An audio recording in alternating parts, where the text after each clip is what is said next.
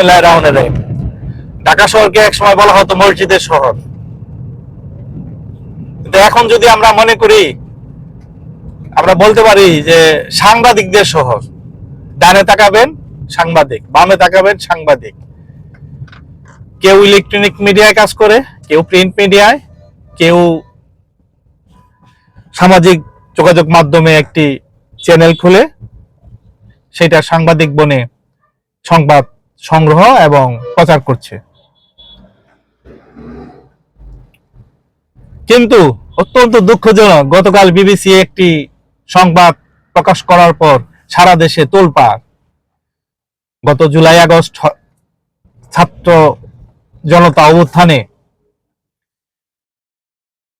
1400 ছাত্র জনতা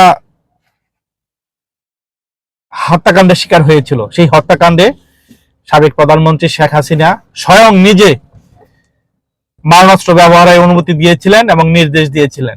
এই সংবাদটি কি আমাদের স্থানীয় কোনো ইলেকট্রনিক বলেন, প্রিন্ট মিডিয়া বলেন, তারা কি প্রকাশ করতে পারলো না? তারা কি এটার সত্যতা যাচাই করতে পারলো না? আমরা এখনো বস্তুনিষ্ঠ সংবাদ জন্য আমরা বিবিসি, আল জাজিরার উপর ডিপেন্ড করি। কেন? আমাদের দেশের সাংবাদিকদের, সম্পাদকদের কি দেশের প্রতি দায়বদ্ধতা নাই, নাকি লেজুর বৃত্তি করেই তারা চলবে? গত 15.5 বছর শেখ হাসিনার পদলেহন করে অনেক সাংবাদিক শিল্পপতি বনে গেছে, অনেক সাংবাদিকের বাড়ি গাড়ি অনেক কিছু হয়ে গেছে। সেই প্রতিদান দেওয়ার উদ্দেশ্যে কি তারা বস্তুনিষ্ঠ সংবাদ প্রকাশে নিজেদেরকে বিরত রাখছে?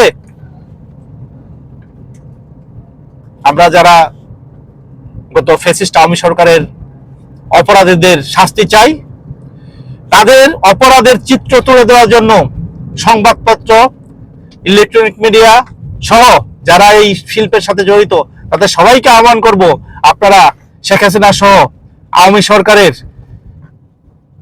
সংশ্লিষ্ট যারা অপরাধী, তাদের অপরাধ তুলে ধরুন, অপরাধের শাস্তির নিশ্চিত করতে সহযোগিতা করুন। আমাদেরকে যেন Al Jazeera, BBC, CNN, AP এদের উপর ডিপেন্ড করতে না হয়। ধন্যবাদ সবাইকে।